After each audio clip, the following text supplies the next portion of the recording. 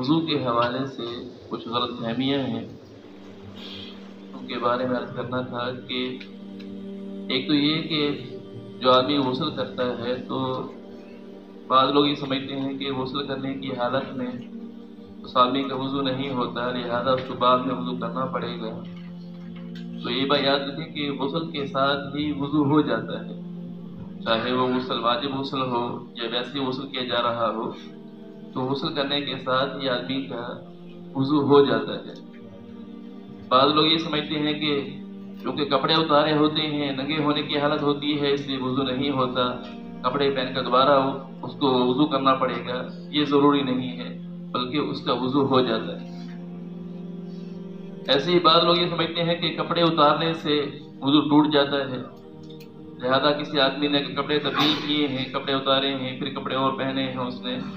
اس کا وضو ٹوٹ گیا ہے۔ یہ بھی غلط فہمی ہے، ایسا نہیں ہے، اس سے وضو نہیں ٹوٹتا ہے۔ اس طرح بعض لوگ یہ سمجھتے ہیں کہ نسوار یا سگریٹ وغیرہ ان کے استعمال سے وضو ٹوٹ جاتا ہے، تو ان کے استعمال سے وضو ٹوٹتا نہیں ہے۔ ہاں، یہ علیحدہ بات ہے کہ بہتر یہ ہے کہ اگر کسی نے نسوار یا سگریٹ استعمال کی تو اس کے بعد بہتر یہ ہے کہ دوبارہ وضو کر لے، کہ یہ پسندیدہ ہوگا دوبارہ وضو کرنا، لیکن اس کی وجہ سے وضو ٹوٹتا نہیں۔ اسی طرح بعض لوگ یہ سمجھتے ہیں کہ میوزک کی آواز اگر کان میں پڑی ہے تو اس کی وجہ سے وضو ٹوٹ جاتا ہے۔ تو میوزک سننے کا گناہ اپنی جگہ برقرار ہے، اللہ تعالیٰ کی نافرمانی ہے، گناہ ہے، لیکن اس کی وجہ سے بھی وضو ٹوٹتا نہیں ہے۔ اس کا مطلب یہ ہرگز نہیں ہے کہ کوئی آدمی وضو کی حالت میں جان بوجھ کے گانا سننا شروع کر دے اور یہ سمجھے کہ بس وضو ٹوٹتا نہیں ہے لہذا کوئی حرج نہیں ہے۔ تو ناپسندیدگی اپنی جگہ برقرار ہے، ایسا نہیں کرنا چاہیے کہ اللہ تعالیٰ کی نافرمانی ہے۔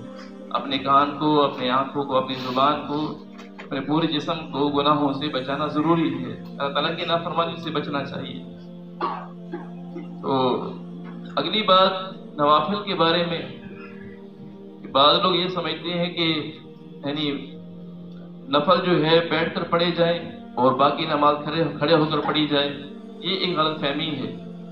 نفل بھی کھڑے ہو کر ہی پڑھنا چاہیے۔ حضور صلی اللہ علیہ وسلم نے عذر کی بنیاد پر آپ صلی اللہ علیہ وسلم نے بیٹھ کر نوافل ادا کی،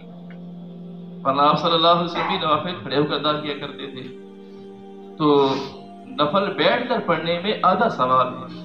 نفل بیٹھ کر پڑھنے میں آدھا ثواب ہے، کھڑے ہو کر ہی ادا کرنا چاہیے، اس پر ڈبل ثواب ہے، اس سے پورا ثواب ملتا ہے۔ تو اسی طرح ایک اور مسئلہ ذہن میں رکھیں کہ کوئی آدمی اگر نماز کھڑے ہو کر شروع کرتا ہے اور نماز کے دوران ہی اس سے کوئی ایسا عذر لاحق ہو گیا جس کی وجہ سے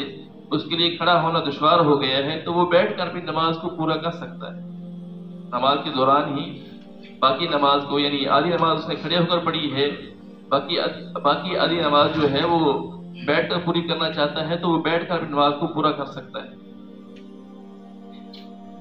لیکن اس کے برعکس اگر کوئی آدمی بیٹھ کر نماز شروع کر چکا ہے،